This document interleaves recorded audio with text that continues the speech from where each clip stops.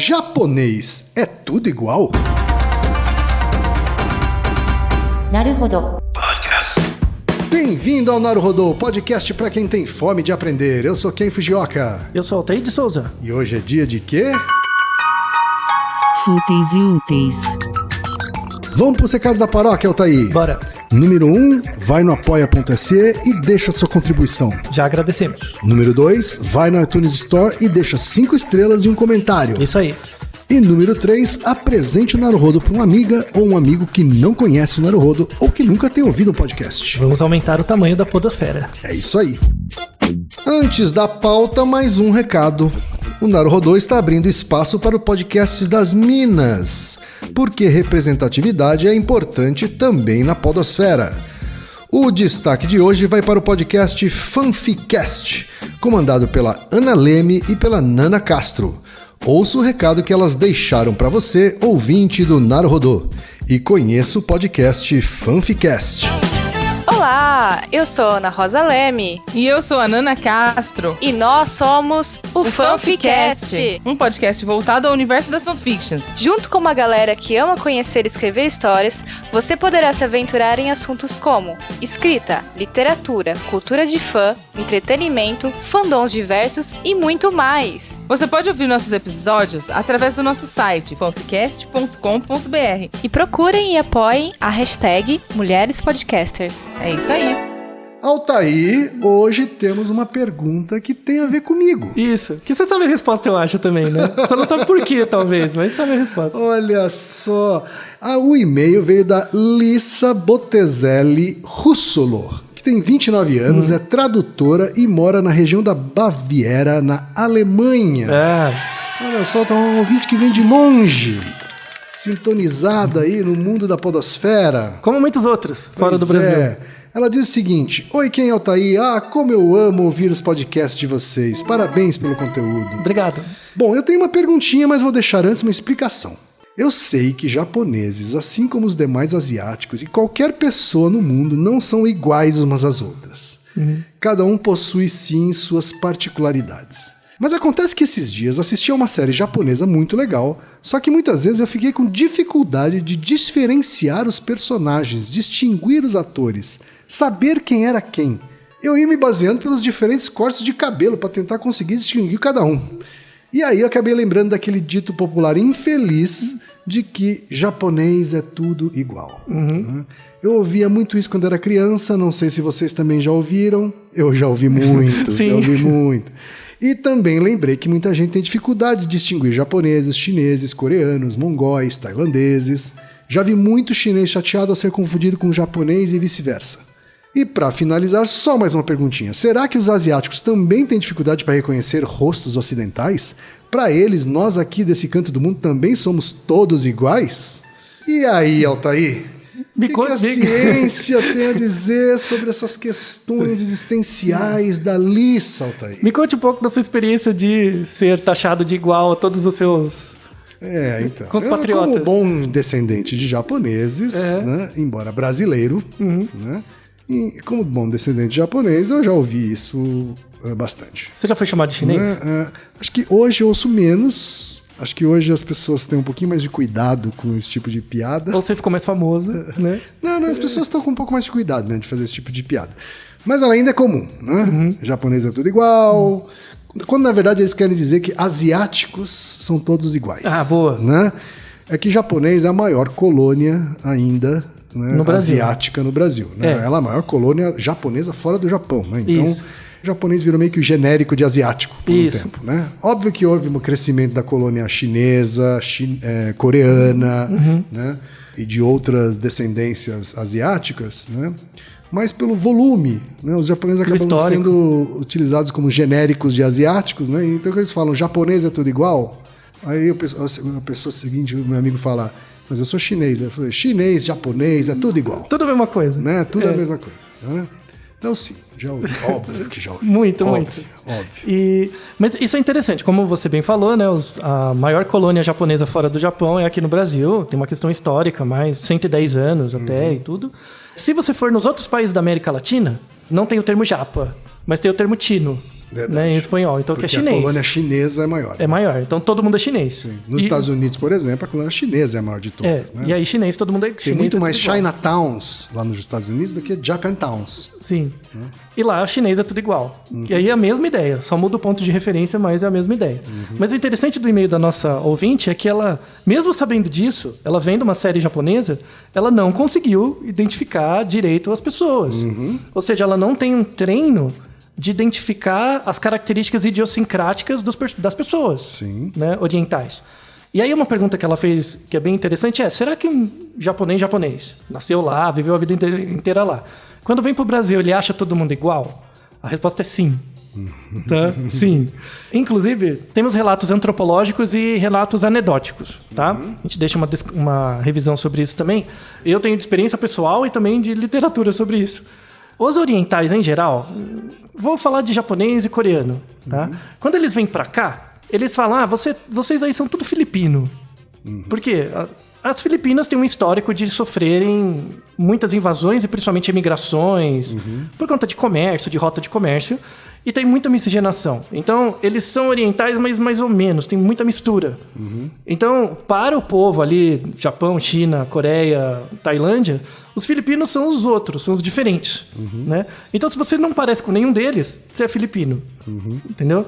Então, tem uma questão de proximidade geográfica para você separar nós e eles. Que também é uma expressão, manifestação de um preconceito. Claro, né? claro. Obviamente. Claro. Mas também não deixa de ser um racismo, né? Sim. Não deixa, mas ele parte de um mecanismo que é relevante psicologicamente, né? Que é separar quem sou eu e quem são os outros. Certo. Né? Então, eu sou diferente de você. Isso é importante. Eu saber que eu sou diferente de você. Eu saber que eu pertenço a um grupo de pessoas próximas, tipo minha família, também é importante. Conforme os grupos vão ficando maiores, menos importante é eu saber quem é o outro. Porque o outro está muito longe. Né? E aí tem são esses aí, né? Que é um genérico. Tá? Então, e isso é da natureza humana.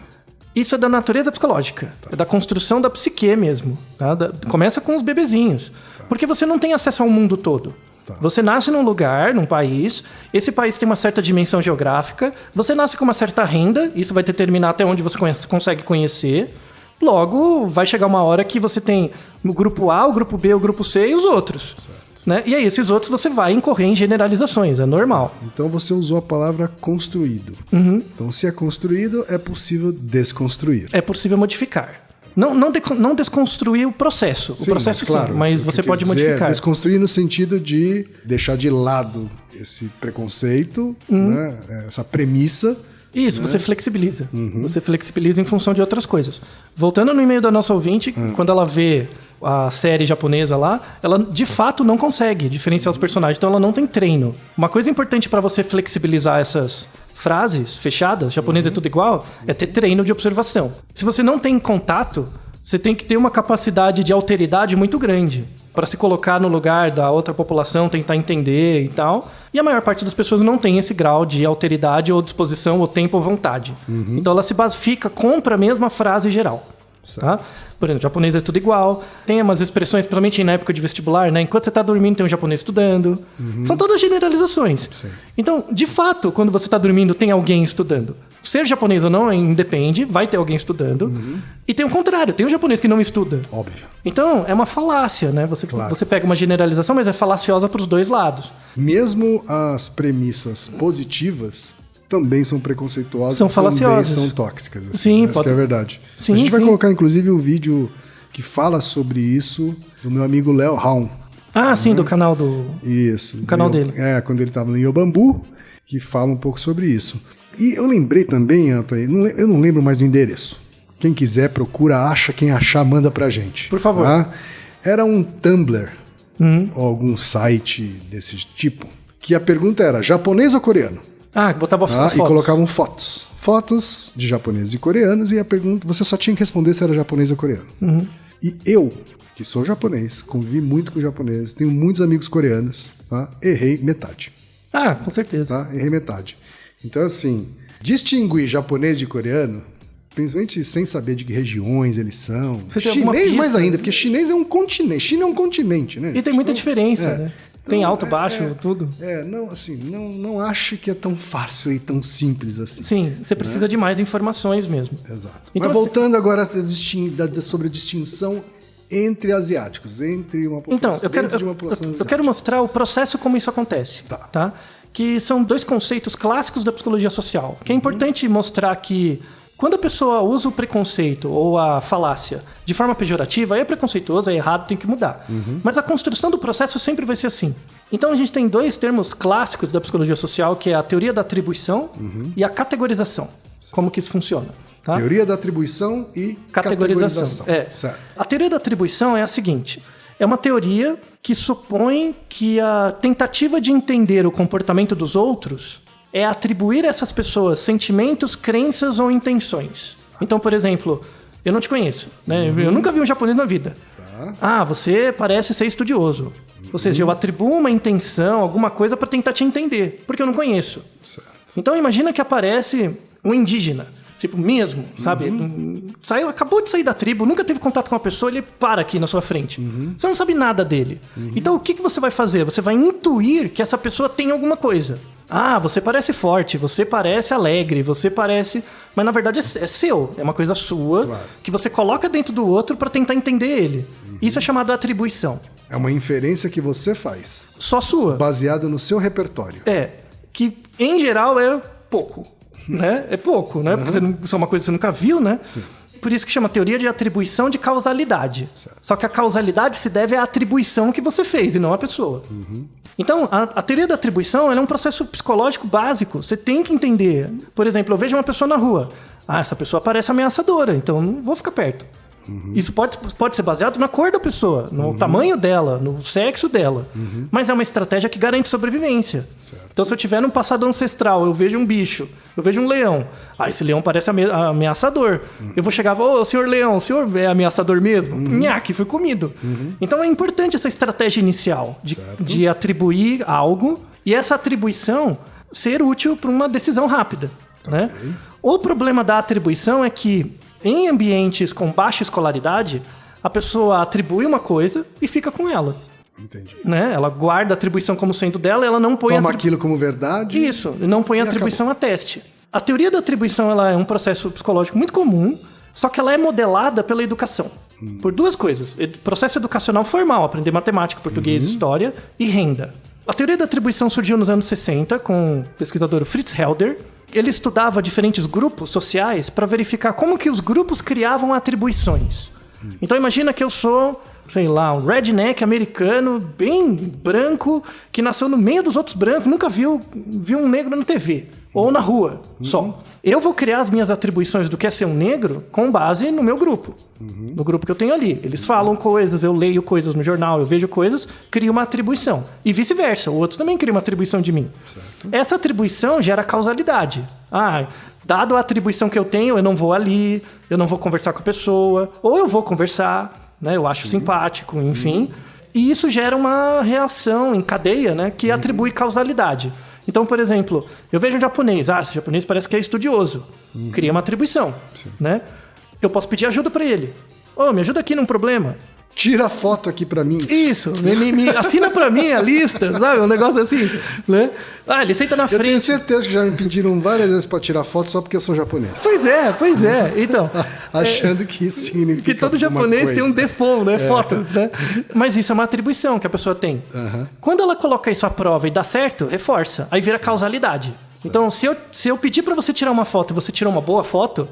Logo, todo japonês... Tá vendo? Japonês sabe tirar foto mesmo. Você pega um exemplo só, já é o suficiente para a atribuição virar causalidade. E o pior, se eu tiro uma foto ruim, ele vai falar assim, puxa, fui pegar logo o japonês que não sabe tirar foto. Isso, você reforça. Ele ainda não desconstruiu aquilo, né? Isso, ótima observação. Então, quando eu crio uma atribuição, em geral é algo que me discrimina do outro.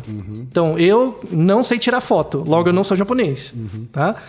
Isso é uma parte o que me define. Então eu fico preso nisso. Sim. Tá? Eu fico preso nisso. Se eu encontro um japonês, tira uma foto pra mim, e ele tira uma foto ruim, isso ataca a percepção que eu tenho do japonês e de mim mesmo. Né? Aí eu reajo a isso. Fala, você é o japonês que tira mal foto, você é uma exceção. Eu prefiro achar que aquele japonês é que tá errado e não a minha opinião, né? Exato. Você demora muito pra você abrir mão da atribuição. Certo. Ao contrário, acontece. Se eu encontro um japonês que tira foto bem, agora todos tiram Agora, foto você bem. estava falando que a atribuição pode ser alterada com base em variáveis como educação formal e renda. Isso. E aí o Fritz Helder coloca que você tem 2 tipos de atribuição.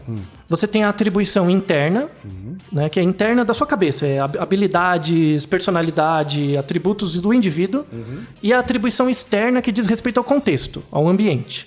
Tá?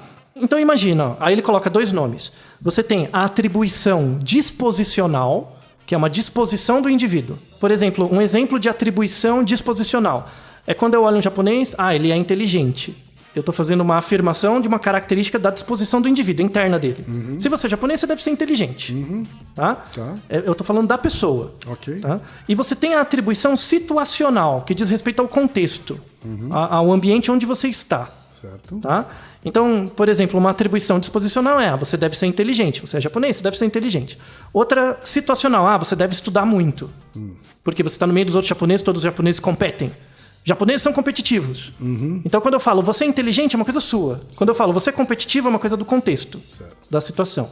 Tá? Então, você tem esses 2 tipos de atribuição. O efeito do grupo e o efeito do indivíduo. Tá? Esses 2 elementos da atribuição se relacionam com a minha situação, comigo mesmo, tá? Que é chamado de ambiente externo. Então, você é o japonês, você tem uma atribuição disposicional e situacional. Certo. E eu estou me relacionando com você, tá? Então, eu tenho um efeito interno e externo meu. Pense no seguinte, pense numa situação.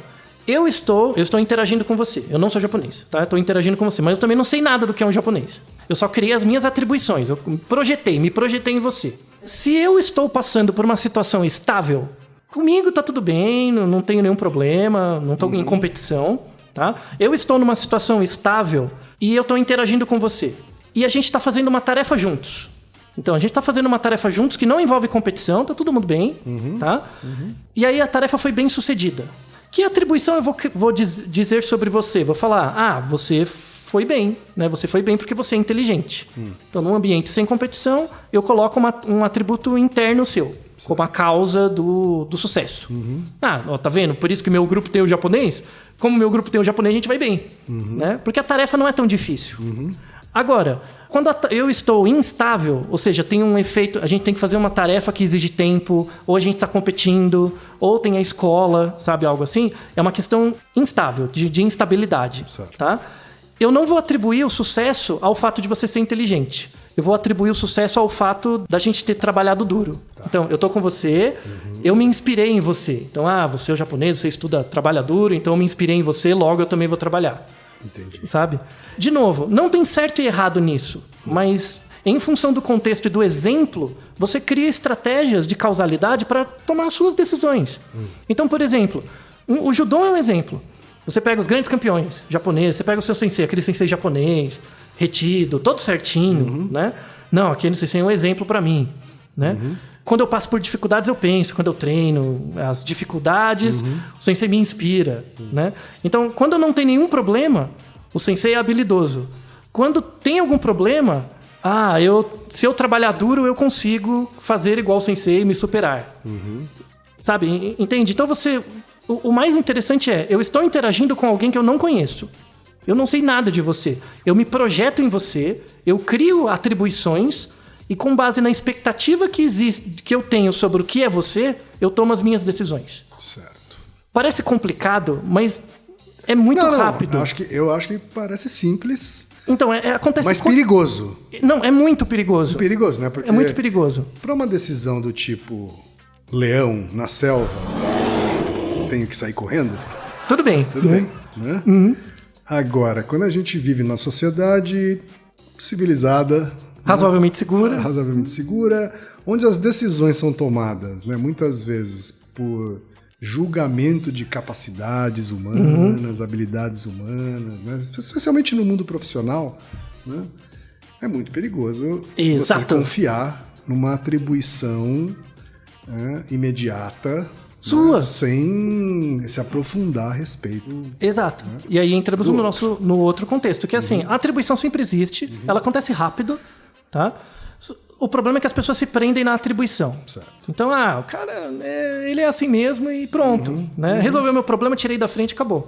Não é uma pra ser espécie assim. de estereotipificação. Isso, Não, é formação de estereótipo. É a formação de estereótipo. Total. É exatamente isso. A formação de estereótipo envolve atribuições e a categorização dessas atribuições. Certo. Quando você não abre mão dela, do estereótipo, no começo todo mundo gera um estereótipo. Você nunca viu? Sim, você fica meio assim. Claro. O problema é que você tem que testar ele ao longo do tempo. Se você estar aberto a Exato. questionar. Né? Se você usa o estereótipo como algo que define o outro e te coloca como antagonista disso, aí ferrou. Aí você vai ser preso nele, porque uma vez que você quebra o estereótipo, você deixa de se reconhecer. Certo.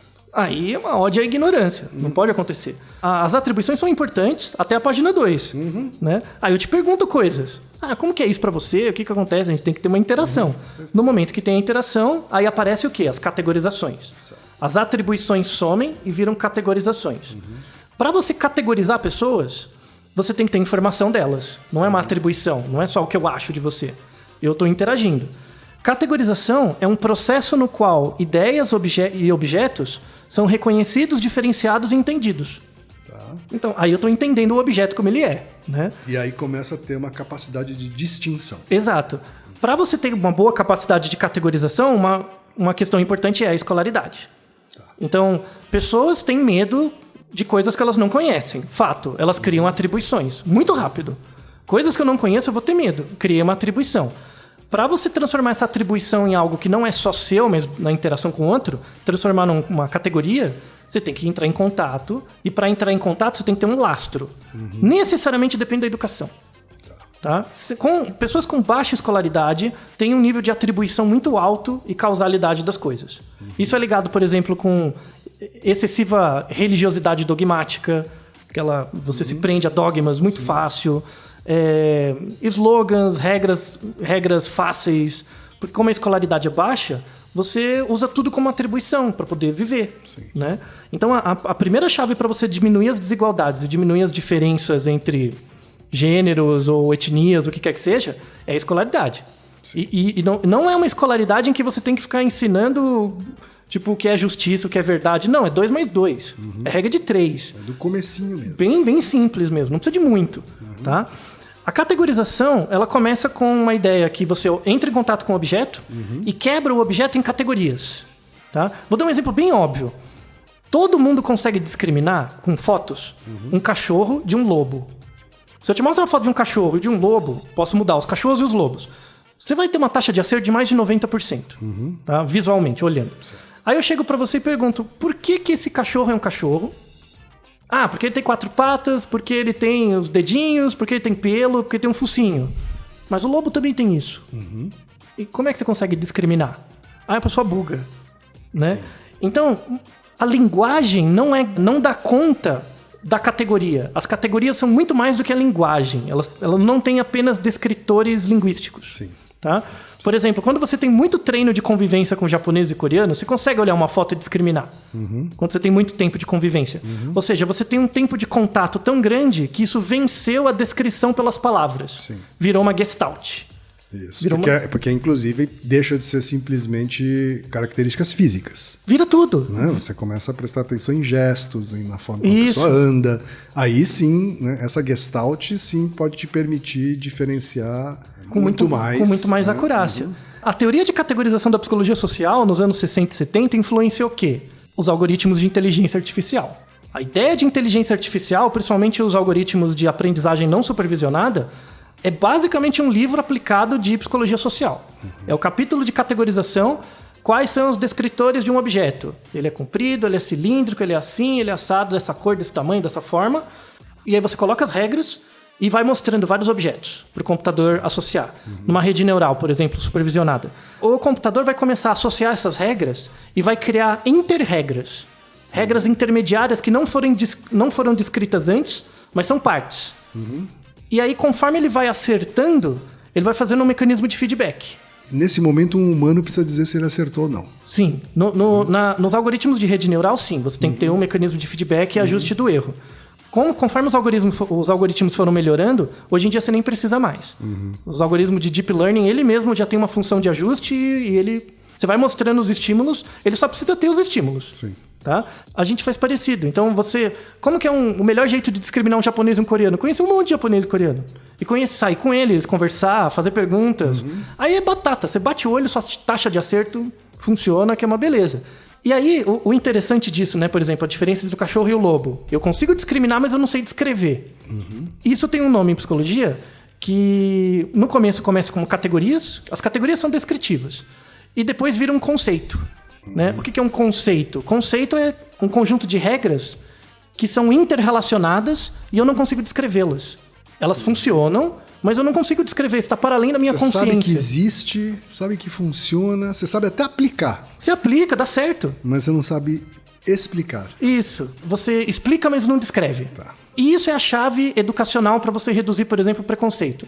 Atribuição você não vai reduzir. A atribuição tem que acontecer mesmo, que é a parte do jogo. As atribuições têm que virar categorizações. Certo. E aí essas categorizações você consegue modelar.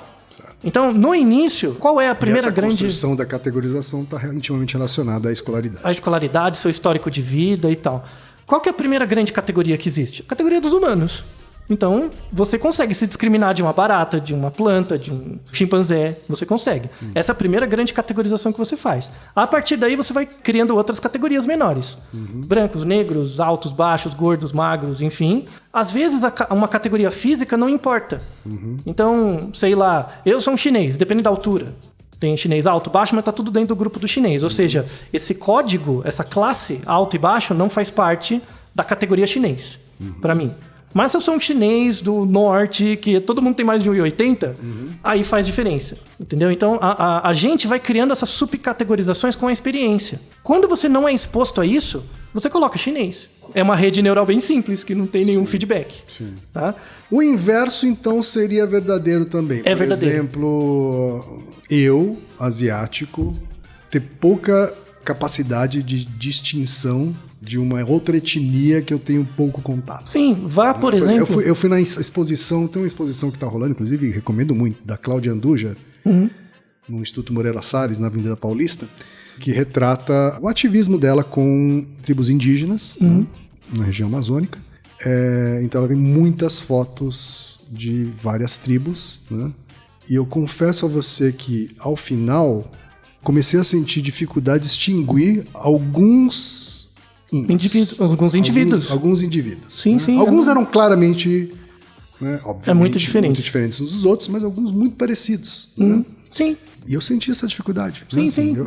Eu confesso, assim, povos indígenas são uma população que eu tenho pouco contato. Sim, não, pior no que dia isso. a dia. Pior que isso, vá pro Congo.